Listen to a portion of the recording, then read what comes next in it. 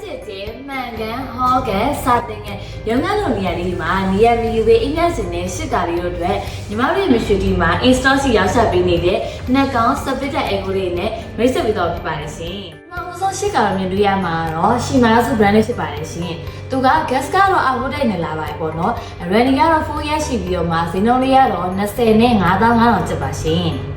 ရှိတာတော့မြင်တွေ့ရမှာเนาะ service brand ဖြစ်ပါတယ်ရှင်ဒီ service brand တွေက inverter ကော inverter ကော install ရရှိပါတယ်ပေါ့เนาะ brand ကတော့ official 4 year ပါရှိပါတယ်ရှင် gas ကလည်းအားသာတက်လာပြီးပေါ့เนาะဈေးနှုန်းလေးကတော့ name ပတာလေးကတော့20နဲ့5000လောက်ဖြစ်ပြီးတော့မှ inverter ဈေးနှုန်းလေးကတော့23သိန်း3900လောက်ကျပါရှင်နောက်ဆုံးရှိကတော့မြင်တွေ့ရမှာတော့ high sim ပဲဖြစ်ပါတယ်ရှင်သူက official brand ကတော့ 4 year ပါပြီးတော့မှ gas ကလည်းအားသာတက်လာပါတယ်ပေါ့เนาะဈေးနှုန်းလေးကတော့30နဲ့4300ကျပါရှင်အခုညီမပြပေးခဲ့တဲ့ဈေးနှုန်းလေးတွေကတော့ဒီနေ့ရဲ့လက်ရှိဈေးလေးတွေပေါ့နော်ဒီအေကိုဈေးနှုန်းလေးတွေကလည်းနေ့ဒီကအပြောင်းလဲရှင်းကြမို့လို့ average ဈေးနှုန်းလေးသိချင်တယ်ဆိုရင်တော့ညီမတို့မရှိသေးတဲ့ရှက်ပေါက်မှာမြင်နိုင်ပါတယ်ရှင်ဒီခါတော့ကအေကိုဝယ်ယူကိုစဉ်းစားနေရဆိုရင် official running အပြည့်နဲ့ရောက်ရှာပေးနေတာမက one stop server ရှိတဲ့မရှိသေးတဲ့မှာစိတ်ရှာရမယ်နော်